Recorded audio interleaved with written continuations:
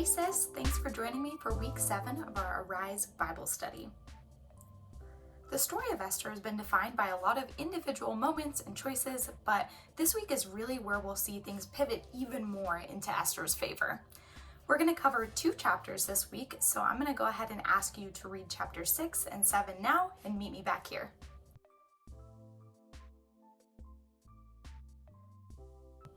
After day 1 of Esther's feast, it turns out the king can't sleep and he calls for a bedtime story. His attendant just happens to read the story from the Chronicles of when the king was saved from being murdered by Mordecai. The king decides that he wants to honor Mordecai in a special way.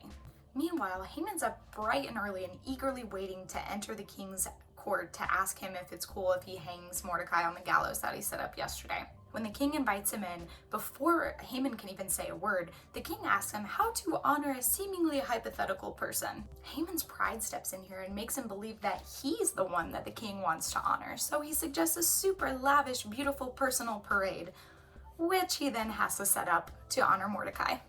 Whew, the dramatic irony here really makes me appreciate God's sense of humor. But if I'm being honest, I've been in Haman's position more than a few times myself, where I believe that I deserve special treatment because my pride gets in the way and makes me think that maybe I'm better than other people who don't have as much money or friends or as high of a social standing as me.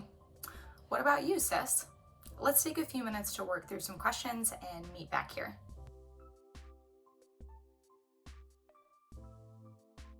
When Haman returns to his friends and family at the end of chapter 6, they realize that his time living the good life is basically up.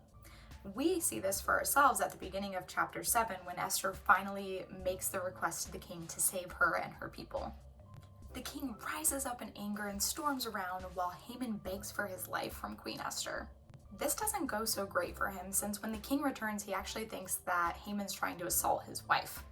The king's attendants cover Haman's face right away, which is basically a cultural practice that means Haman is no longer worthy to look upon the king and that he's 100% condemned to death. Remember last week when we talked about how the stake that Haman built was embarrassingly tall? At the end of chapter 7, we see the weapon that Haman intended to kill Mordecai ironically becomes the very thing that kills him. Just another reminder that when someone opposes the people of God, things are not going to end well for them.